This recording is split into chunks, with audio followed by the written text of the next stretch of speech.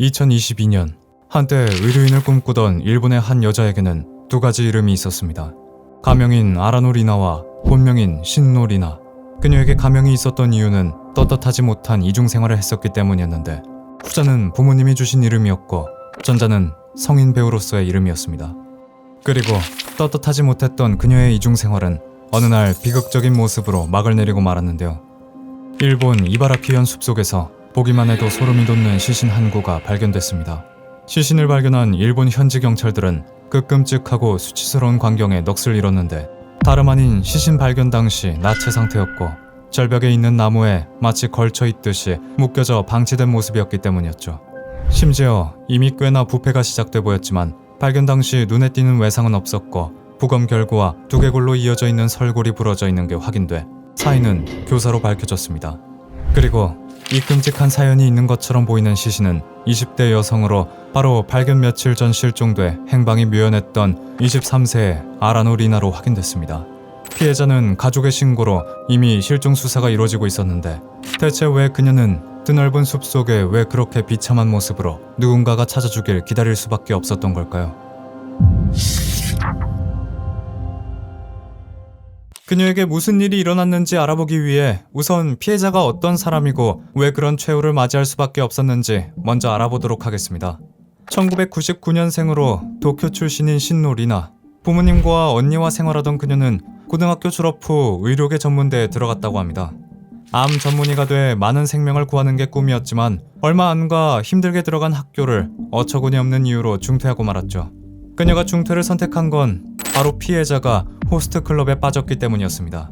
일본 환락가의 중심지라 불리는 가부키초에서 만난 호스트에게 돈을 쓰면서 그녀의 일상이 점점 무너지게 된 거죠.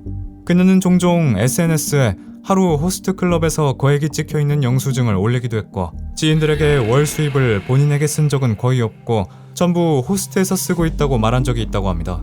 어쩌면 학교를 중퇴 후엔 가족들과 소원해졌기 때문에 돈을 쓴다면 쉽게 호응을 얻고 상호작용을 할 수 있는 곳에 빠졌는지도 모르겠습니다. 그런데 아버지는 중퇴 문제로 딸과 크게 싸우고 근 1년간 대화를 안 했다고 하는데요. 몇 년 지나지 않아 피해자의 아버지가 이를 크게 후회하게 되는 사건이 터지고 맙니다. 이 방법밖에 없어. 피해자는 유흥의 터무니없이 늘어나는 씀씀이를 감당하기 위해 한 번에 많은 돈을 벌 수 있는 일에 발을 들이고 말았는데, 바로 AV, 일명 성인 배우 일이었죠. 그렇게 만들게 된 또 다른 자아의 이름이 아라노 리나였습니다. 또한 이 선택이 그녀를 이바라키 현에 있는 숲으로 이끈거나 다름없는 결과를 내고 말았습니다. 저희는 그녀에 대해 조사를 하던 중 피해자가 선택한 일은 일반적인 성인 배우 일보다 위험하다는 걸 알 수 있었습니다. 따로 비디오를 제작하는 회사에 소속된 게 아닌 프리랜서로 SNS에 모델 일을 한다고 기재를 한 후 연락을 받으면 한 영상에 10만원, 약 100만원을 받고 촬영하는 방식이었기 때문이었죠. 신원이 불확실한 누군가를 만나기 너무나 쉬운 방법이었고, 끝내 2022년 6월 8일 김 형사는 피해자의 가족들에게 실종 신고를 받게 됐다고 합니다. 피해자의 어머니는 피해자가 6월 5일 친구를 만나러 간다는 말을 남기고 집을 떠났다고 말했습니다. 하지만 하루 이틀이 지나도 피해자는 집으로 돌아오지 않았고 심지어 연락조차 되지 않았다고 했죠. 그리고 3일이 지나자 뭔가 잘못됐다고 생각한 피해자의 가족들은 경찰에 신고를 했는데, 처음에는 단순한 가출 문제라고 예상을 했지만 얼마 지나지 않아 의아한 점을 발견할 수 있었습니다. 휴대폰이 계속 꺼져 있던 것 같은데요. 바로 피해자가 집을 떠난 6월 5일 이후 피해자의 휴대폰이 줄곧 꺼져 있었다는 게 확인된 거죠. 20대의 여성이 휴대폰을 계속 꺼두고 사용을 하지 않은 건 굉장히 의아한 점이었습니다. 심지어 피해자는 평소 지인들과 휴대폰으로 연락을 자주 하는 편이었고 SNS 활동도 했기에 더 이상하게 생각할 수밖에 없었죠. 가출이 아닐 가능성이 확인되고 나서 6월 5일에 있었던 피해자의 동선을 추적했습니다.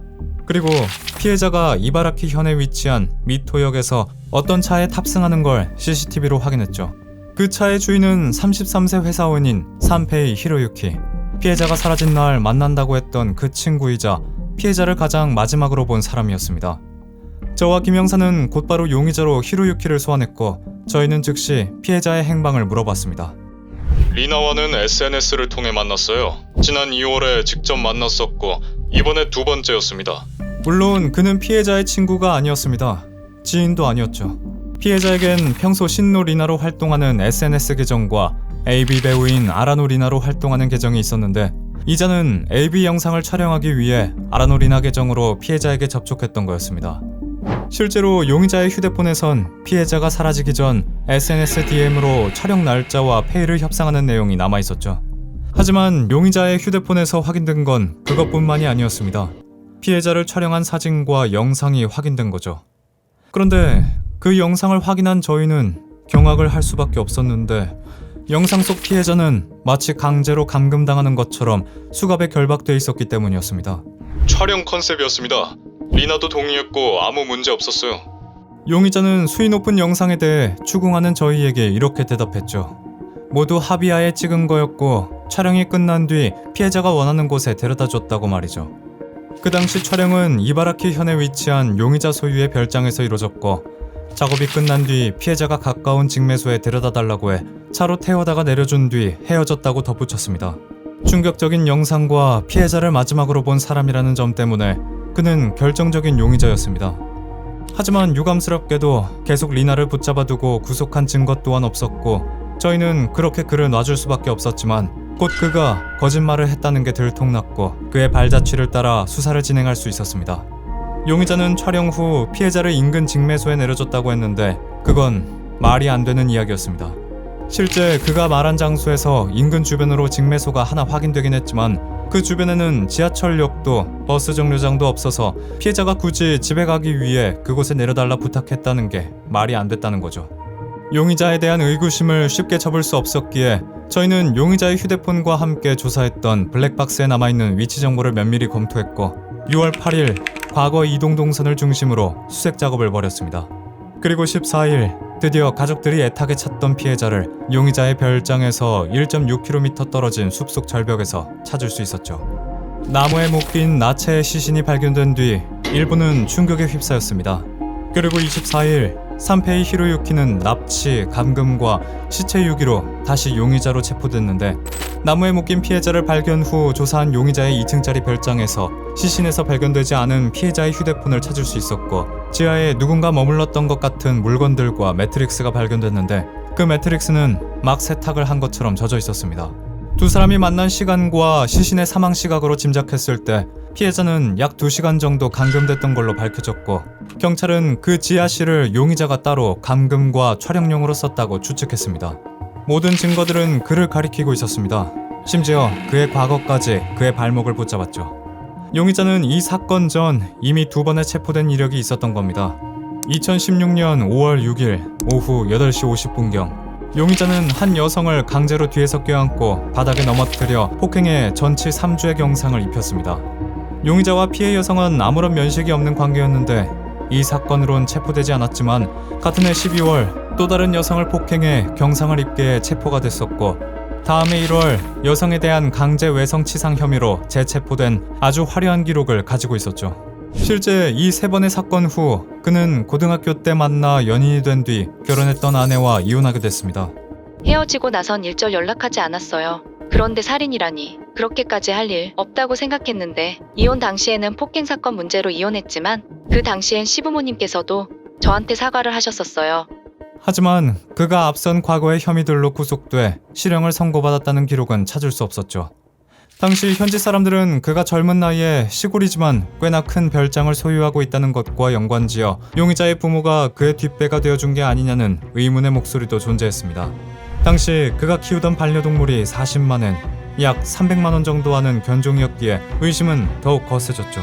실제로 회사명까지는 아니지만 그의 아버지가 대기업 출신이라는 게 밝혀졌고, 미국 해외 부임 이력도 있었기에 용의자가 초등학교 때까지 가족이 미국에서 살았다는 것도 확인이 됐는데, 이민 경험으로 그는 어려서부터 외국어에 능통했고 학업 수준도 높았다고 전해졌습니다. 용의자를 알던 사람들은 이번 사건을 두고 그렇게 끔찍한 일을 할 사람처럼 보이지 않았다고 언론과 인터뷰를 했죠. 자신이 대외적인 이미지를 잘 알고 있는 걸까요? 히로유키는 유일하고 유력한 용의자임에도 혐의를 전면 부인했습니다. 유감스럽게도 해당 사건의 결과는 찾을 수 없었습니다. 작년 9월 9일 살인 혐의로 재체포된 후 기소된다는 기사만 있을 뿐 일본 사이트에도 용의자의 처분에 대한 재판 결과는 존재하지 않았죠. 현지 일본인들은 용의자가 처음부터 숲에 가까이 있는 별장을 구입한 것이 사람을 감금하기 위해서일지 모른다는 추측을 하기도 했고, SNS를 통한 불특정 다수의 만남에 대해 경각심을 가져야 한다는 의견이 주를 이루기도 했습니다.